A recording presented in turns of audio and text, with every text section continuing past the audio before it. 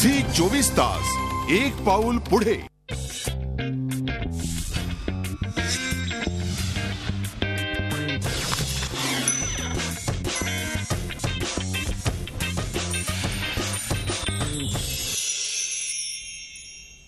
नमस्कार, मी ऋषी देसाई. पासवर्ड श्रीमंतीचा या विशेष कार्यक्रमात आपलं स्वागत. शेअर बाजाराबाबतच्या आपल्या शंकांचे आणि प्रश्नांचे निरसन करून घेऊया शेअर बाजार तज्ञ राजेश तांबे यांच्यासह. राजेश तांबे आपल्यासोबत आहेत. सर, आपलं स्वागत. राजेश तांबे हे प्रसिद्ध शेअर बाजार तज्ञ आहेत. झी बिझनेसवर प्रसारित होणारा डिस्टॉर्ट स्ट्रीट का डॉन हा तांबे सरांचा कार्यक्रम संपूर्ण देशात प्रसिद्ध आहे. स्वागत करूया सरांचं. पण सुरुवातीलाच मला ओळी आठवत आहेत त्या बॉर्डर चित्रपटातल्या. जाते हुए लम्हो जरा ठहरो मैं भी तो चलता हूं, एक बात जो दिल में है तो उनसे कहूं मैं भी चलता हूं. खरं तर हे सांगण्याची ओळ एवढीच की राजेश तांबे ज्यांनी महाराष्ट्राला अर्थ साक्षर करण्याचा एक विडा उचलला होता. प्रत्येक मराठी माणसाला त्याच्यातल्या खिशातल्या पैशाची जाणीव करून दिली. तो पैसा कुठे गुंतवायचा, पैसा गुंतवताना तुझं अगोदर कुटुंब आहे त्याची जाणीव करून घे, मग तुझ्या खिशातल्या पैशाचा विचार कर, असं वडीलधाऱ्या जबाबदाऱ्या शब्दात सांगणारा एकमेव अर्थतज्ञ, अशीच महाराष्ट्राला ज्यांनी स्वतःची ओळख करून दिली ते तांबे सर आपल्या सोबत आहेत. तुम्ही तुमचे प्रश्न विचारू शकता. आमचा टोल फ्री क्रमांक आहे, त्यासाठी देऊन घ्या 1800221010. सर, आपलं स्वागत. आपण आपला आजचा हा शेवटचा शो आहे. झी परिवाराशी आपलं एक वेगळं नातं आहे आणि काय सुरुवात करताना काय बोलाल? हेच म्हणेल की फार हे असतं, सेन्सिटिव्ह असतो. जेव्हा येत होतो स्टुडिओला तर असं माणूस आपलं मन डिप्रेस असतं. पण ऋषी असं दिस इज हाऊ लाईफ इज. मी भरपूर शोज केले. डी स्ट्रीटचे डॉन मी 3 वर्ष केले. भरपूर लोकांनी प्रेम दिलं. हिंदी बेल्टवाल्यांनी झी 24 तास जो आपल्या मराठी माणसासाठी केला त्यांनी पण भरपूर प्रेम दिलं. आणि दुसरं म्हणजे ऋषी की झी 24 तासच्या झीच्या वाहिनीच्या कंपनीजमध्ये सगळ्या लोकांनी मला भरपूर प्रेम दिलं. झी 24 तासमध्ये असा कोणताही माणूस नाही ज्यानं मला प्रेम दिलं, तर त्यांचा मी खूप आभारी आहे. जो प्रेक्षक आहे, जो इंडियाचा इन्व्हेस्टर आहे, जो हा कार्यक्रम बघतो, त्यांनाही मी म्हणेल की तुमचा मी आभारी आहे. तुम्ही भरपूर प्रेम दिलं. दत्तगुरूंच्या कृपेने फार चांगलं इन्व्हेस्टमेंट करा. कोणचीही डिसिजन चुकीचे घेऊ नका. अजून काहीही असं डिसिजन घेऊ नका ॲब्रप्ट की ज्याच्यामध्ये तुम्हाला रिस्क येईल. अजून सिस्टमॅटिक करा. अजून कोणताही शेअर असा सट्टा खेळण्यासाठी नका करू. आणि त्याच्यामध्ये पण अगर जसं आता हा आजचा लास्ट शो आहे, याच्यानंतर ही माझी वेबसाईट आहे rajeshtambe.com. आणि कोणत्याही मराठी माणसाला अगर काही प्रॉब्लेम असेल तर rajeshtambe.com मध्ये एक हॉटलाईन नंबर आहे, त्याच्या थ्रू ते मला हे पाठवू शकतात मेल्स.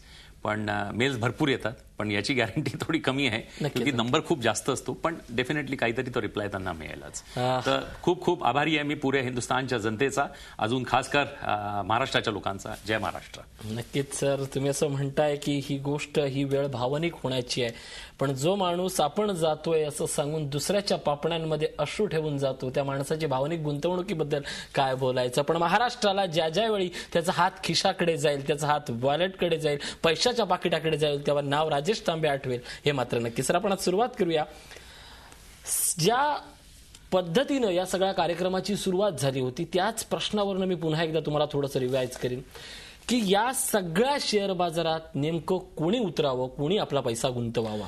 माझं असं म्हणणं आहे की ऋषी, शेअर बाजारामध्ये काही वाईट नाही आहे. पण अगर तुम्ही सट्ट्याच्या दृष्टीने अगर याच्यामध्ये याल आणि तुम्ही म्हणाल की एका दिवसामध्ये तो खूप जायला पाहिजे, इंट्राडे कोणी खेळायचं नाही. इंट्राडेमध्ये कोणीही पैसे बनवत नाही. एक दिवस तुम्ही बनवणार, 4 दिवस तुम्ही हारणार.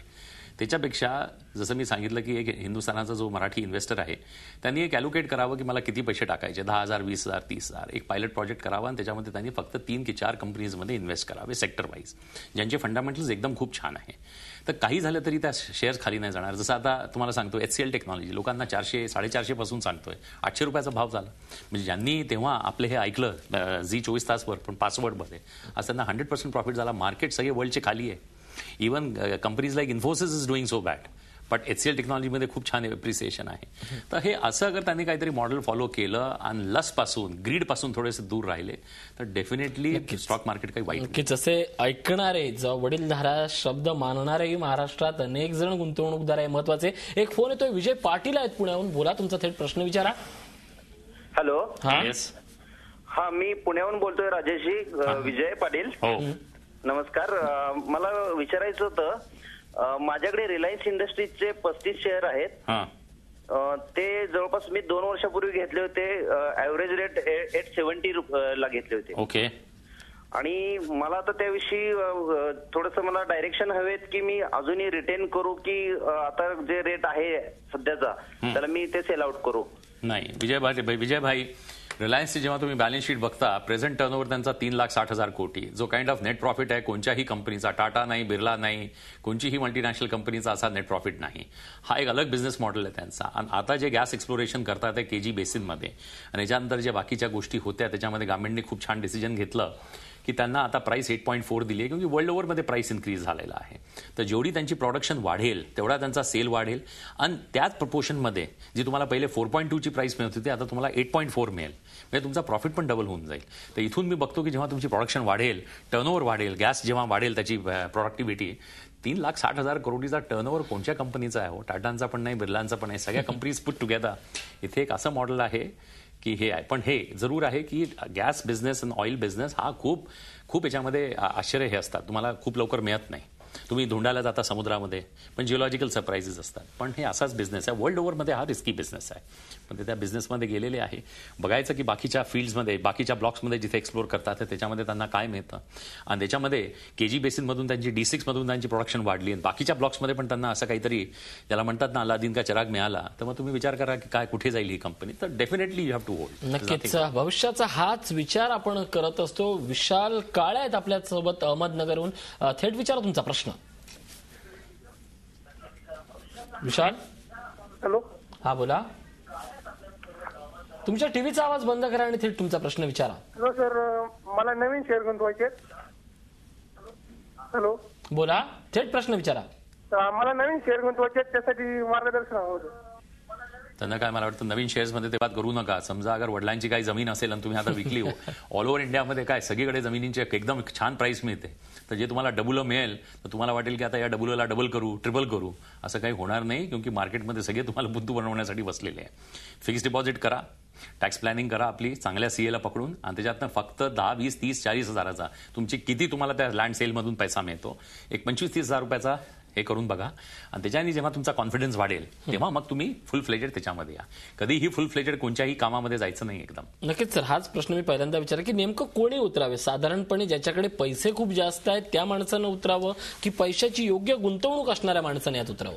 ऋषी, आता प्रश्न हा येतो की कोणाकडे पैसा नाही आहे. आज पे कमिशनचे जे सॅलरीज आहे, आज सगळ्या माणसांना एवढ्या फॅन्टॅस्टिक सॅलरीज मिळतात. काय सॅलरीज आहे पे कमिशनमध्ये? तर तुम्ही बघता की प्रायव्हेट याच्यामध्ये पण चांगल्या सॅलरीज आहे. जेव्हा महागाई वाढते, टोमॅटो आता 70 रुपये किलो झालाय, तर त्याच्याने तुमचा डीए पण वाढणार. जेवढी महागाई वाढणार गव्हर्नमेंट त्या प्रपोर्शनमध्ये तुमचा डीए वाढणार. तर गव्हर्नमेंट सर्व्हंटला तर काही फरक नाही पडत. तर मग याच्यामध्ये माझं म्हणणं हे आहे की प्रायव्हेटवाल्यांना पण इन्क्रीज मिळतो, फक्त राहतो जो माणूस स्वतःचं काम करतो. मग आता त्याच्यामध्ये तर थोडासा बॅलन्स होईलच. पण माझं म्हणणं आहे की आज लोकांकडे पैशाची काही कमी नाही. आज तुम्ही बघा ना किती चेंज झाला. एका टाईममध्ये आपण कधी असं बघत होतो का? आज तुम्ही एवढा छान डिझायनर सूट घातलेला आहे, डिझायनर टाय घातलेली, हा सगळा काळाचा परिवर्तन आहे आपल्यामध्ये. नक्कीच काळाचं हे परिवर्तन. या काळाच्या परिवर्तनात एक गोष्ट जी शतकानुशतके चालत आली आहे, भारतीय संस्कृतीत त्याला महत्व आहे आणि त्याचं नेहमी जास्त बोललं जातं, ते म्हणजे सोनं. मला आठवतंय की मी 4 महिन्यापूर्वी एका कार्यक्रमाच्या दरम्यान आणि पासवर्ड श्रीमंतीच्या दरम्यान तुमच्याशी या विषयावर बोललो होतो. अनेकांना त्या भाकीत महाराष्ट्रात खोटं वाटलं होतं की सोन्याचा भाव कोसळणार आहे. महाराष्ट्रात सोन्याचा भाव कोसळणार आहे सांगणारा पहिला अर्थतज्ञ राजेश तांबे होता. माझ्या माहितीनुसार आज या क्षणाला तुम्ही पुन्हा काय सल्ला द्याल की सोन्यात गुंतवणूक अजूनही फायदेशीर आहे? नाही, तुम्हाला त्याचं समजा घरामध्ये लग्न आहे, मुलीचं लग्न आहे, मुलाचं लग्न आहे, जेवढी तुम्हाला जरूरत आहे फक्त तेवढं घ्या. तुम्ही हे म्हणाल की मी आता हा भाव घेतो 26,000चा, नंतर 40,000चा भाव मिळेल, असं नाही आहे. 60s मध्ये जेव्हा निक्सन प्रेसिडेंट होते त्यांनी गोल्ड स्टँडर्ड काढून टाकलं होतं. You cannot use gold in the process of production. त्याची फक्त एक इंट्रेन्सिक व्हॅल्यू आहे. आणि दुसरी गोष्ट, सगळ्या महाराष्ट्रीयन माणसांना हे सांगू की आता तुमचा रुपी 60-61 रुपयाला आहे, तेव्हा इम्पोर्ट्स फार महाग होऊन जातात. अगर हाच रुपी 45-47 वर आला तर तुम्ही विचार करा की सोनं असं गडगडेल की लोक नुसते असे बघत राहतील की अरे 32,000वरून सोनं 20,000 आणि 18,000वर लटकत आहे. नक्कीच महाराष्ट्र हे शब्द लिहून ठेवा, कारण हे शब्द भविष्यात खरे ठरणार. एक फोन येतोय, वसंत आहेत नागपूरहून. थेट प्रश्न विचारा. हा नमस्कार. नमस्कार. हा मी तांबे साहेबांना बरेच दिवसापासून ऐकतोय. नक्कीच मला थोडा एक प्रश्न विचारायचा होता. भेल मी घेतलेला आहे. भेल हे 270च्या रेटनी 100 शेअर माझ्याजवळ आहे. हा, तर त्याच्यामध्ये आता काय स्थिती राहील आणि पुढे त्याला ठेवू की कसं करू? जवळजवळ 1.5 वर्ष होतंय. आणि एक रिलायन्स इंडस्ट्रीवर प्रश्न होता, विचारू का? रिलायन्स कशावर? रिलायन्स इंडस्ट्रीवर. रिलायन्स इंडस्ट्री 1070च्या भावाने 85 शेअर आहे 3 वर्षापासून. पण अजून काहीच त्याचं होत नाही. ओके, धन्यवाद. छान. वसंत बाबू, नागपूरला माहिती नाही तुम्ही खूप कुठे राहता, पण नागपूर अशी एक खूप मोठं अटॅचमेंट आहे, जन्मस्थान आहे माझं वडिलांचं. अजून कारंजाला मी खूप जातो, नरसिंह सरस्वतींचं तिथे स्थान आहे. BHEL मध्ये मी तुला हे म्हणेल की one of the finest companies in the capital goods. जेव्हा ती इनकॉर्पोरेट झाली तेव्हापासून तर आतापर्यंत त्यांच्याकडे ऑर्डर्स आहे. मॅन्युफॅक्चरिंगमध्ये हमेशा चांगले तुम्हाला प्रॉफिटेबली मिळते. ही कंपनी काहीही खतम होणार नाही. कितीही तुम्ही प्रायव्हेट कंपनीज आले, हिताची आली, तुमची बाकीचे सॅमसंग आले, कोणी पण आले, कितीही मल्टीनॅशनल्स आले, पण एवढी डिमांड आहे बॉयलर्सला आणि टर्बाईन्सला की एकटी BHEL त्यांना सफिशियंट होऊ नाही शकत. तर BHELला तर तुम्ही हे होल्ड करून ठेवा. लेकिन असं म्हणणं आहे रिकव्हरी सर्वात लेट कॅपिटल गुड्समध्ये येते. तर BHELला तुमच्याकडे 270ला तुम्ही घेतलाय, 100 शेअर्स आहे फक्त, तर कशाला घाबरायचं आहे? कबीरदास म्हणाले ना, जब जीना है बरसो तो फिर क्यों घबराएं. दुसरा तुम्ही म्हटलं रिलायन्स इंडस्ट्रीज. अहो, ज्यांना सांगतोय 800 मध्ये, त्यांनाही बघा किती छान आहे. काहीही विकायचं नाही. ज्यांच्याकडे कोल, अहो एनर्जीचे शेअर्स तुम्ही विकणार का? एनर्जीचे शेअर्स अगर तुम्ही कोल इंडिया, केन्स इंडिया हे अगर तुम्ही विकले तर मग तुम्ही काय घेणार काय? एनर्जी आज सगळ्यांना पाहिजे. Without energy you cannot do anything. येणाऱ्या टाइममध्ये माहिती नाही तुम्हाला काय प्राइस मिळेल. आणि definitely in fact I see a very good price. This decision by the government to increase the price from 4.2 to 8.4 is a fantastic decision. It's a very good decision. ग्रोथसाठी government हमेशा बघते. गव्हर्नमेंट इज नॉट लुकिंग, काही जसे लोक म्हणतात अरे याला benefit दिला त्याला. I am looking from a clear perspective की तुम्हाला ग्रोथ आणायची आहे. अहो 9% वरून तुम्ही 6% वाला आले. आपले मराठी लोक आणि बाकीच्या स्टेट्समध्ये नोकऱ्या नाही आहे. ती नोकरी वाढवण्यासाठी तुम्हाला ग्रोथ पाहिजे आणि हे सगळे फ्युलिंग फॅक्टर्स आहे ग्रोथला आणण्यासाठी. नक्कीच. एक फोन येतोय पवईहून, मनोहर आहेत, विचारा तुमचा थेट प्रश्न. हॅलो, बोला. हा सर, माझा असा प्रश्न आहे, बोला. आता तुम्ही टीव्हीवर सांगितलं त्यांनी की तुम्ही फिक्स्ड डिपॉझिट मध्ये पैसे गुंतवा, हा, शेअर्स मार्केटमध्ये पैसे गुंतवा. आज जिल्हा मध्यवर्ती, मुंबई जिल्हा मध्यवर्ती, पुणे जिल्हा मध्यवर्ती, उस्मानाबाद जिल्हा मध्यवर्ती अशा ज्या बँका आहेत आणि त्याच्यामध्ये डिपॉझिट केलेलेच पैसे मिळत नाहीत, अशी परिस्थिती आहे. म्हणजे तुमचं म्हणणं कॉपरेटिव्ह बँक्स का?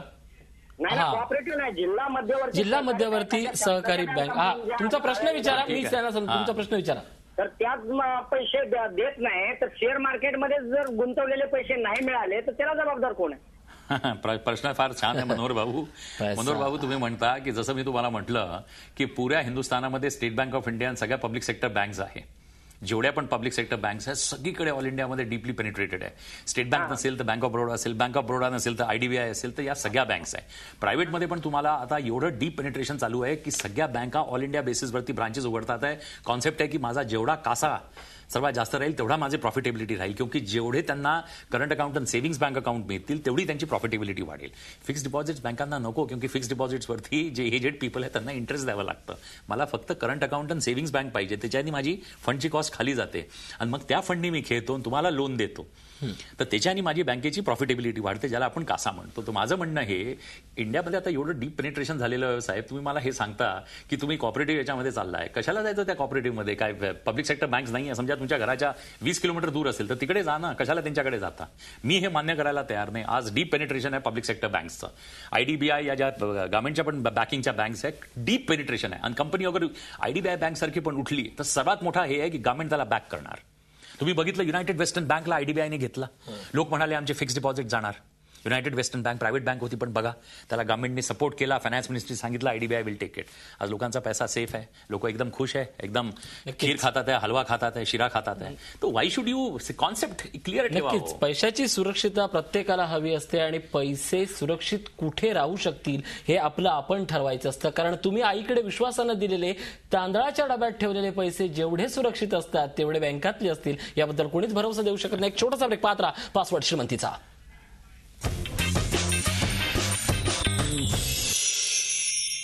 झी 24 तास, एक पाऊल पुढे.